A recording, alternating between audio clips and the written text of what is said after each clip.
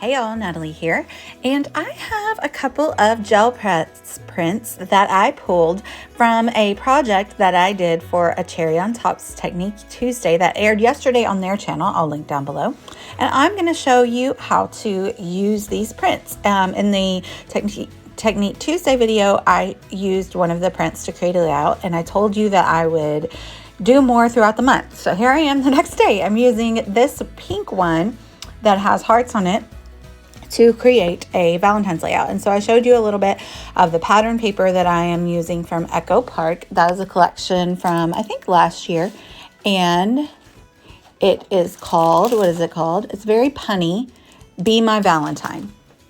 So I'm using the gel press printed image that I pulled to do some very homemade hearts. So I'm doing the age-old thing where you fold the paper in half and you cut a heart shape, but I'm doing all different kinds of shapes and all different kinds of sizes because I want it to have that really like rustic homemade look on the page. So I'm pretty much going to use this entire page to create a bunch of different little hand-cut hearts here. Boom, done. I also off screen used my distressing tool to rough up the edges of them because I like that added dimension. So you can see on that white paper, I have already put clear gesso in the middle. So I'm just going to rip the pattern paper in half. And I'm going to put that strip at the top and the other strip at the bottom. I have photos of my kids and their Valentine's mailbox that we made last year, I think it was 2020. I should probably date it, huh? So this is kind of what I'm thinking. I'm giving you an idea. I put the paper at the top and the bottom, and then I am going to put those hearts along the edge, and then I'm going to stencil in the middle.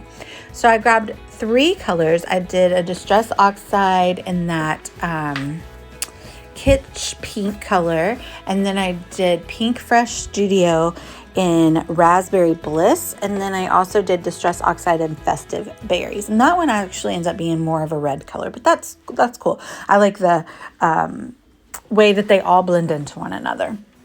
So I'm just using my Catherine Puller blending brush, and I'm applying these 3 colors. I started with the pink, lighter pinks before I used the red, and I'm just kind of blending them onto that gessoed background, and just like a little pattern where it looks like they're splattered across the middle of the page. And I wanted to use gesso because that's after I'm done stenciling, I am going to go through and kind of make a watercolor effect on some of this. And so the gesso allows me to add water and move the paint around to do so. So I did go back through here and I added a little more stenciling. I thought that I cut it out, but apparently I did not. So here we have it, some more. Watch me stencil. Again, this was a very imprecise stenciling, so I didn't like start off the page and then roll onto the page as one would typically do with their blending brushes, because it didn't matter because of this, because I took a little bit of water and turned just little patches of the stenciling into watercolor. So I just wanted it to, as Missy Whitten would say, look like it was left out in the rain.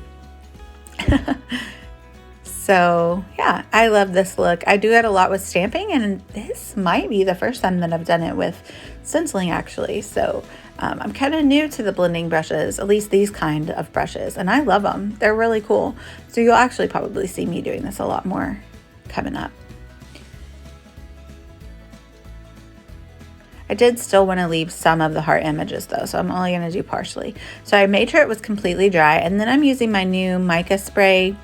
I think it's antiqued bronze here, but there are like some gold colors in the envelope paper, the pattern paper from the ACOT collection. So I wanted to bring that into the mixed media in the middle a little bit. So I just added those few little like gold color splatters. So there you have the background, and I'm super loving it. I love that little shine that those mica sprays added.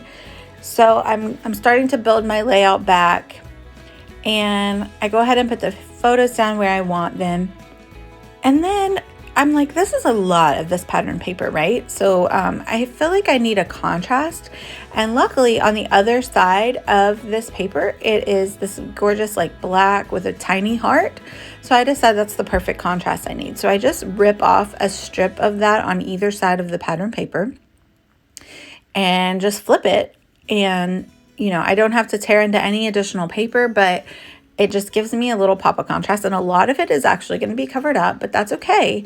I just needed like little peeks of it to peek through so that the envelope paper wasn't just so large and in charge on the page.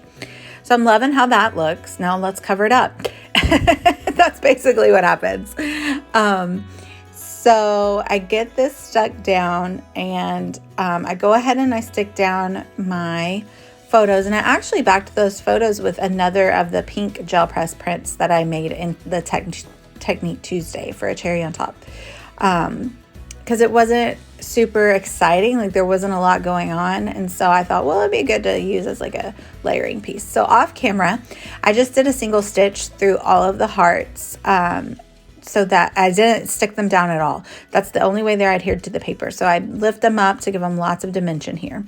And now I'm going to add some watered down white gesso to just add some white splatters on them and be my last little touch of mixed media here. Also off screen, when I sewed down the hearts, I sewed us just a line at the top and the bottom of the page for that added interest, and I stuck a little zigzag stitch in a few places there so that you can definitely see that on screen. So I'm loving all these white splatters. I know that's a big kind of trend going on right now. I don't typically do it, but I love them in certain situations, so they look good here, I think. So I used that same black paper with the little hearts to cut out with my Heather Alpha die from Pink Fest Studio, my favorite alpha dies.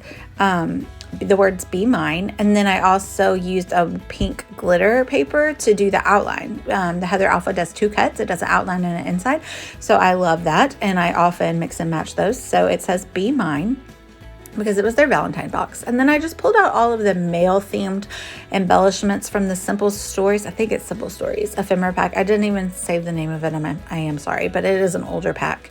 But there was a mailbox, an envelope, sealed with a kiss. So all of those were kind of male themed. So I decided to use those around the page, and I'm super thrilled with how they look. And they have all the little hearts coming out that which kind of mimic the mixed media. This is a lot. This is a big lot going on this page. There's not even really a lot of white space for your eye to rest. So sometimes I just get going and I can't stop. So I think that's kind of what happened on this page. But hey, I used those gel press prints, so winning. Because I have those pops of black, I'm going to use a black pen to do my journaling. So I'm just doing a few lines, and I'm going to do some handwritten journaling. And you'll see me wave you off here, and then I decide, wait, I have some stamps actually that have to do with mailing.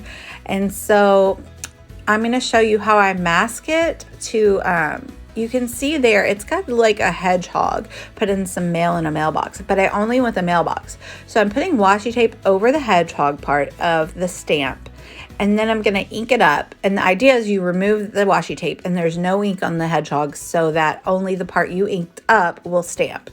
I am going to test it out on some white paper and you'll see the hedgehog, but I'm just making sure that the image that I want to see is correct before I pull off the washi tape.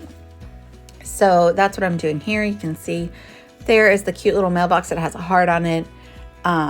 So I'm going to give it another little stamp. I used the red color, the Festive Berries, I think, that I used in the middle. So I ink it up really well, and I pull the tape off, and I'm going to stamp it. I'm showing you that only the mailbox is inked up now. I'm going to stamp it right next to my journaling, and it comes out so cute. Look, it's so cute, and there's no hedgehog. The hedgehog's cute, but it just didn't really jive with my page. So I'm going to add a little bit of, there's a couple envelopes that I add around the page from that same stamp set, and then I'm going to add a couple of Valentine stamps and black ink below the journaling to kind of make like a journaling sandwich, and then I'm really going to be done. I'll link down below with the original Technique Tuesday video from the Cherry on Top channel. I'm also going to put my affiliate link down there, and also the gallery or my Instagram, where you can find these full still shots if you feel the need to study them or look at them more than just scrolling across your screen in this video. I thank you for watching, and I would love it if you subscribe if you don't already. Thank you guys for watching. Bye.